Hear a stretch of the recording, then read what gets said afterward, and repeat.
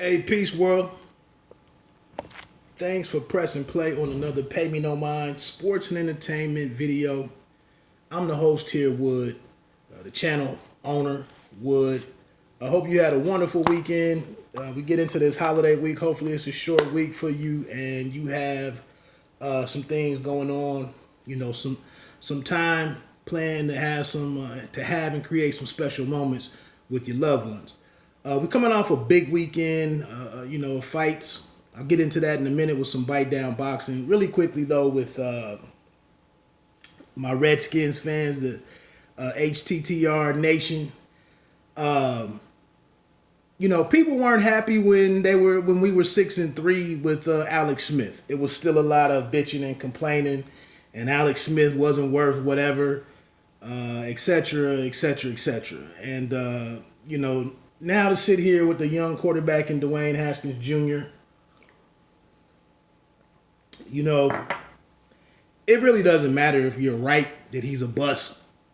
I think it's hard to make that determination after 2 or 3 games, 2 or 3 starts.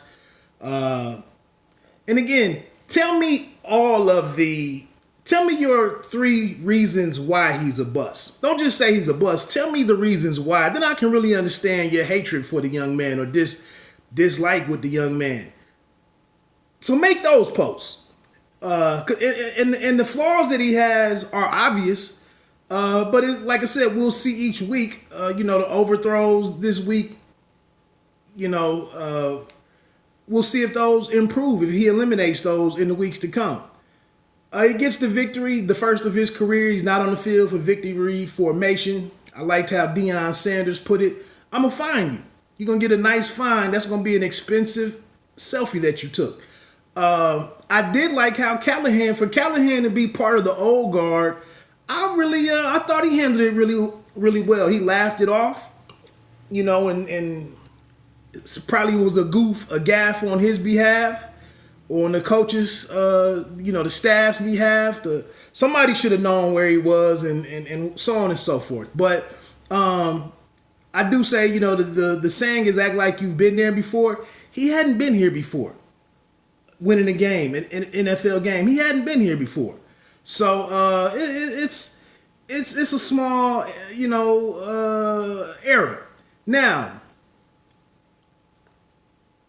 if you think about it, he's only thrown, I believe, 1 interception in 3 games. He's not fumbling the ball. He's not being reckless with the ball. To me, these are signs that, once he sorts out the accuracy and settling down on these big throws and these big moments and completes a couple of those, completes those more consistently, we might have something to work with. I said we might have something to work with. But, he's throwing the ball in the middle of the field deep, at times. Like I said, the interceptions are happening. That's a good sign in my opinion. And he came through in this game when they needed him. So, and if you looked at Aaron Rodgers last night, 104 yards against San Francisco. Dak, for the Cowboys, only managed to get, 9 points, just lead the offense or whatever to 9 points up at Gillette versus Belichick and the boys. I mean, it's not easy. It's just not easy. It's not easy. All right. Get into some bite down boxing presented by the Pay Me No Mind Sports and Entertainment Channel. I did not see my bite down performer of the week would have to be Rene Alvarado, who wins the WBA, the regular title, 130-pound title, junior lightweight, super featherweight. Wow. I mean, we talk about that statistic, especially on Showtime. They talk about the statistic of things generally go well for you when you land 50% or more of your power punches. And he was spot on. I mean, he was lighting Andrew Cancio's head up and kind of confirmed what some of us may have been wondering. Was the Cancio Was the Cancio win against Machado? Was it an issue of Machado being growing out of division, or he's not what we thought he was, or him having some difficulties, etc., etc.? Or is Cancio this guy that was really putting it together to make a second run, a new act in his career? And but with him getting up off the canvas against Machado, and coming back the way that he did, I thought it was more about him. But Rene Alvarado absolutely wiped the floor with Cancio. I mean, it was, I think somebody said it, or maybe it was a tweet or something that I saw, but I mean, it was basically damn near 12, or it was at least 10 rounds worth of damage that was put on Cancio in about the first 5 rounds. I mean, he was busted up good. I thought it was I was shocked to see his trainer. I think his name is Jeff Janik, one of my favorite under the radar trainers.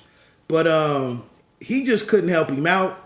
Cancio looked like he thought his power was gonna carry him to victory.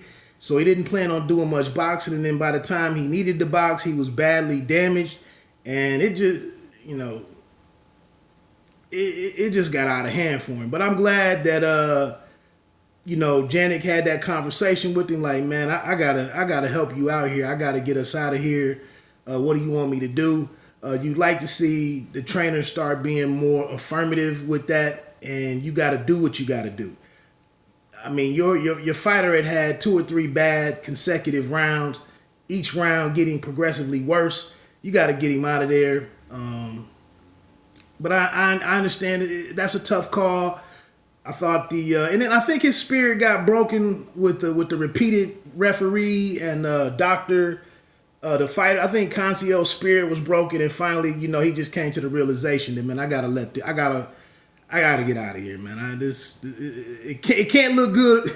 It can't look good to them because it's not looking good to me right now. The Kanzu fight, I mean, that dude's energy level against Manny Robles III, that guy's offensive output is phenomenal. Robles just basically got ground down. I mean, a guy's punching that much, that active. It is what it is. I didn't, like I said, it was my wife's birthday, man. I didn't get to focus on boxing. I didn't get to take a whole lot of notes. Let me get over here to the Fox Sports PPV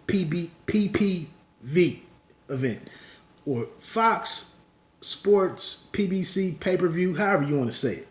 Deontay Wilder defending his WBC crown against Luis Ortiz. I had to sit back. All I really saw was the highlight clip. Really quickly, man, I don't think there's much more damage. I don't think there's a more lethal weapon, a more money, a more go-to decisive thing, occurrence, or whatever weapon in all of professional sports. There's only two things that I can think of that are comparable at this point in time in the world of sports.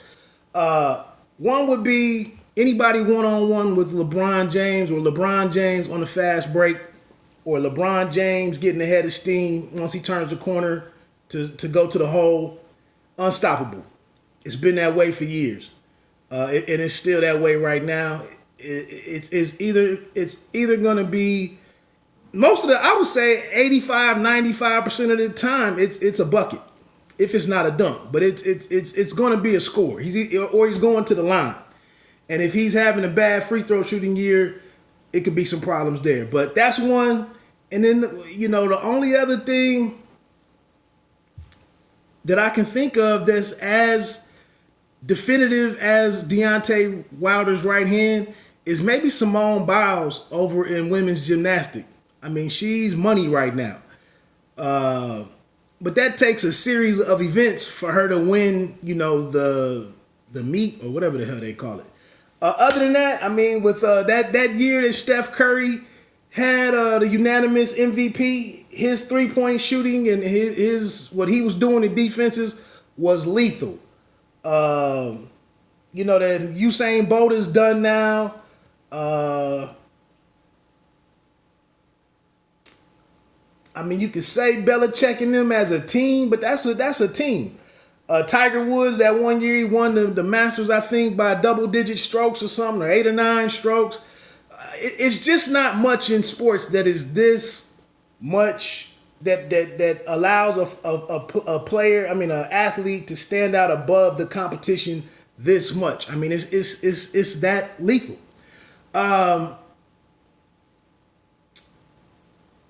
Like I said, man, I said this. I didn't do no a video yesterday because I didn't want to seem like I'm looking for things to make Deontay Wilder not what he appears to be, or to bring him back to the pack, or to downplay or diminish anything that he is or is accomplishing. But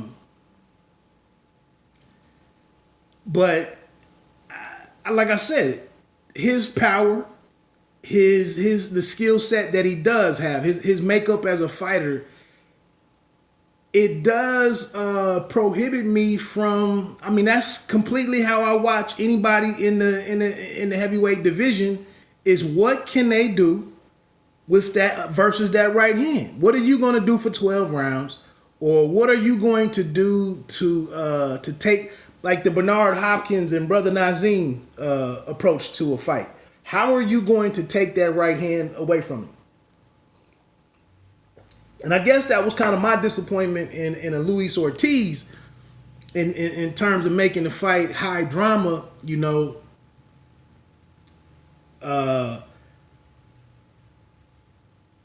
you get beat by the one thing that a fighter, you know, the one thing that your opponent does best, if that's the thing that you let him beat you by. And I'm kind of saying let. If you look at that sequence right there as they're turning around off of the ropes, and it's set up beautifully by Deontay Wilder. To me, in my opinion, a very natural fighter, or a natural fighting sequence right there. You know, he spins him around. He flashes this left hand in his face a couple of times with a little different rhythm in it. Leaves it there one time, brings it back quick, you know, and does some different things with the jab right there. And I felt like Matt Damon could have narrated this moment. This was like when he picked up on Teddy KGB's feel, or his tail in Rounders. He's like, "Oh, you there? Okay, you there? You coming into view? Oh, you ain't doing nothing. Like, you're not taking no half step back. You're not bringing your guard together. You're not." He did move his head a little on the final shot, but like, you aren't really reacting right now. Maybe you're getting ready to coast into what you think is going to be the next round, the 8th round, I believe. You still here, and then on that last one, he gets that glove there and pulls it back quickly, and boom! I don't feel like doing a bomb squad yell, but I just thought he set that up beautifully. And easy for me to sit here Monday morning, you know, Monday morning quarterback or armchair quarterback, but you can't be out there. Remember they arrested that brother on the subway thing out west? What was he? In California somewhere, or LA or something. He was eating that breakfast sandwich. They said, "You can't be here doing that. You can't be on the tracks waiting for the train. You gotta wait on the landing area. You gotta stand up there and wait for the train, bro." He was sitting there and got caught with it, and I think it was like, I got a lot of analogies here, but it was almost like watching SeaWorld, man.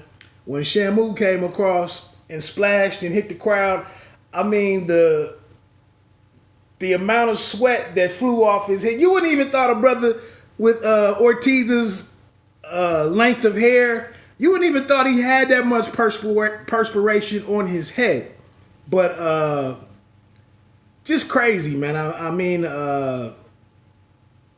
like I said, that was maybe one of the best right hands that I think I've seen Deontay Wilder throw in terms of, you know, the technique. He got his foot together, as Bill Rafferty from March Madness says. You know, he gathered the feet, and it was all right there. I mean, it wasn't compact, but just set up beautifully, man. I mean, if he's gonna get people out of there like that and continue to set it up like that, then you know, even like I said, I think Ruiz might be the best challenge out there, but I think we would kind of see some different things from Wilder if he was to face Andy Ruiz is who I meant, Andy Ruiz Jr.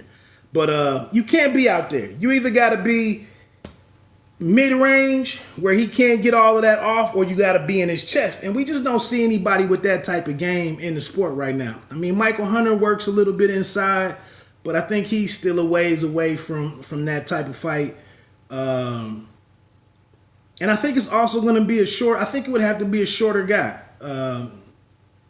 Anybody fighting all tall and upright, you know, and like I said, if you think you're going to stand out there all night, you're gonna have to have some type of strategy and stick to it and be disciplined to the game plan to execute it. And I just don't see anybody out there that can do that right now. So look, man, I've said a little bit too much. What's new?